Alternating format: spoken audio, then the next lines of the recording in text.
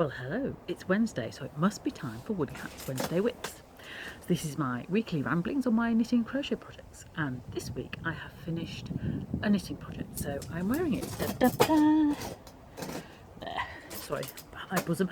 Anyway, this is a pattern from the latest Rowan magazine, 69, and it's called Ronnie. Now, I thought I'd talk to you a bit about this, not because I'm showing off what I am a bit, but to talk to you about what I tend to do with patterns, which is rather like my recipes. I sort of use patterns as inspiration rather than follow them by the letter, which can lead to some interesting surprises, but I find gives me the flexibility to make things fit better or use up different yarns or things like that. So I thought I'd take you through what I did. So first of all, I looked at the size. Now I know, having knitted Rowan patterns, they do tend to come out quite big.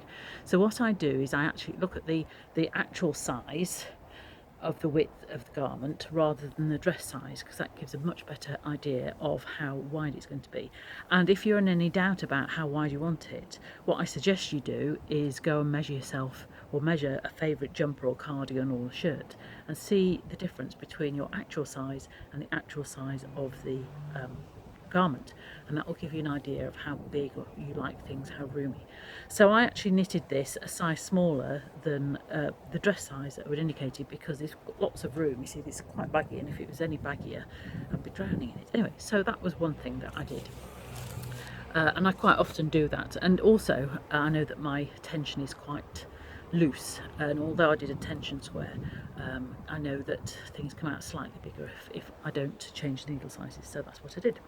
So the other thing I did was I didn't use Rowan yarn, and quite a lot of times I don't use Rowan yarn because it can be quite expensive. I actually bought this. This is a Sirdar linen drape, and the actual pattern used summer light cotton double knitting. And this is a double knit linen drape, but it's a cottony type effect, so it's a mix of linen and cotton. I think there's some other things in there as well. They perform in a similar sort of way. So swapping a cotton with a wool tends to be a bit more risky, but cotton with a cotton, you can get away with it.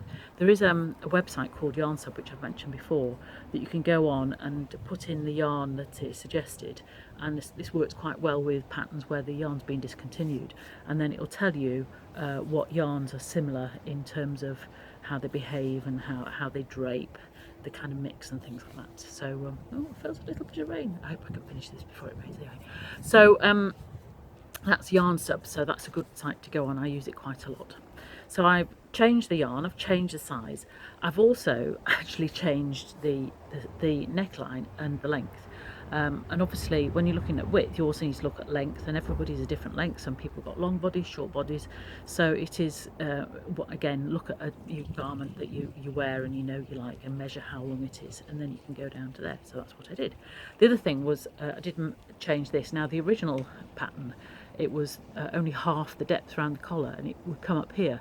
I don't like that because it makes me look quite bosomy, and I'm bosomy enough, so I increased the size of the collar, and what I did was I started twice the depth that it suggested, and what I did as the ink decreases, I split over twice that distance. So it does involve a little bit of maths, but it's no more than GCSE, perhaps even primary school maths.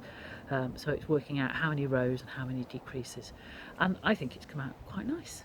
So this is the story of my Ronnie thing, and I can now wear it, and I'm doing so, and I shall wear it for a while, I think, because I'm very pleased with it.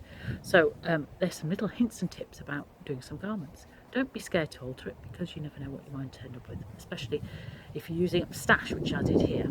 So having finished one project, it's time now to think about another one. So I know we're only in August, but I have had a request to knit some Christmas stockings for two special little boys.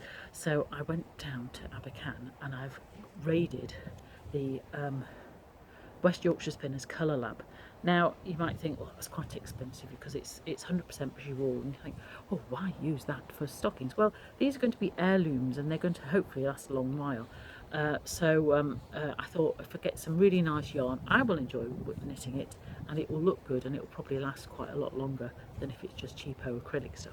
So I've got some red and green, very Christmassy, and white, but I've also got some grey and some blue, which is more of a Nordic feel. So I haven't quite decided what to do yet. I've got a pattern off Ravelry, and it's one of these patterns that it gives you lots of different motifs that you can knit, so you can pick and choose what you want. So there's holly leaves, Christmas Santa's hats, reindeer, snowmen, all kinds of other things, and some ephemeral inlays as well. So I'm going to first of all work out what I'm going to do, because I want a different one for each child, and you can also put the name on the top as well, and it gives you a pattern for that as well, which is good, because working out how to do names and letters can do your head in. So I should be doing that over the next week or two, as well as other things, and preparing for my classes in October. It might seem a long way away, but it's not. It's only 2 months away. 6th and 7th of October for them learn to knit and learn to crochet, or learn to crochet and learn to knit.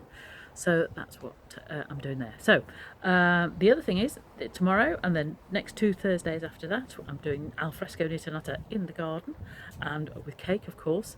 And so everybody's welcome. You don't have to bring anything, but if you bring a project, that would be good. It could be knitting, or it could be crochet, it could be cross stitch. So do come and join us at 11 o'clock for the next 3 Thursdays, so the first one tomorrow. They won't be doing it in September because I'm gadding about and doing other things, and then of course when we get to the autumn we might not be able to do our fresco, but perhaps they might be doing Knit and Natter in the library again after that, so we'll see. So I think that's it for now. I hope you are well and I've got some interesting projects on the go, or having a nice time on holiday, knitting on the beach perhaps, crocheting in the pub or whatever. So I do hope you're having a lovely time.